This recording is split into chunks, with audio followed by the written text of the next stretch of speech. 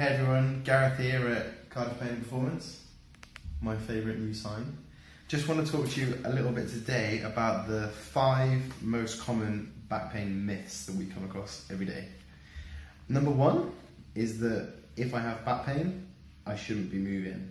Bending, twisting are all bad things that are going to make me worse, and especially they're going to injure my discs or slip my discs. So this is truthfully absolute nonsense, and you really want to be moving as much as you can within the limits of extreme pain. Obviously, if something is extremely painful, you don't want to be doing that, but people can move a lot actually without realizing it, and you want to be graded in how much you do that, so gradually exposing yourself to new movements and exploring movements. And you'll find that if you do more slowly, actually it's going to help you a lot more than you would think.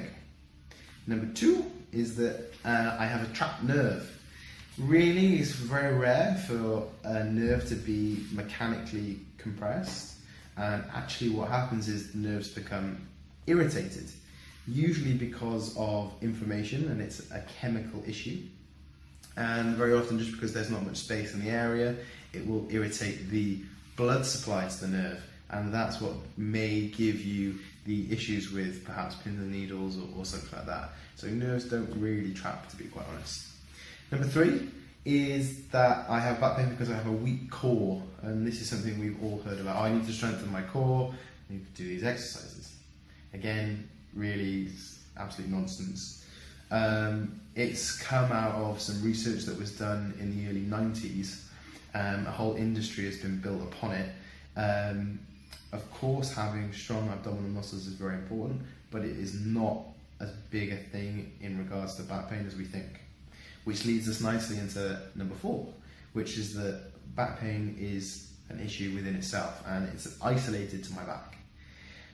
Again, we know that really back pain is very multidimensional, and pain itself is multidimensional, and that it can be affected because of many aspects in your life, not just because there's something physical or mechanical going on.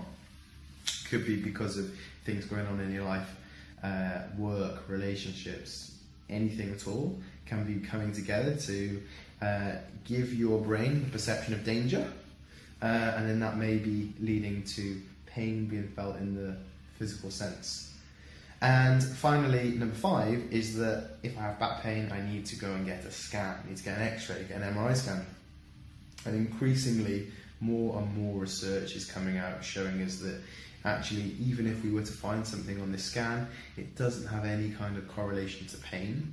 And in fact, when we have the findings on these scans, it gives us a label, and we identify then that, I have a slip disc. A slip disc isn't even a thing in itself.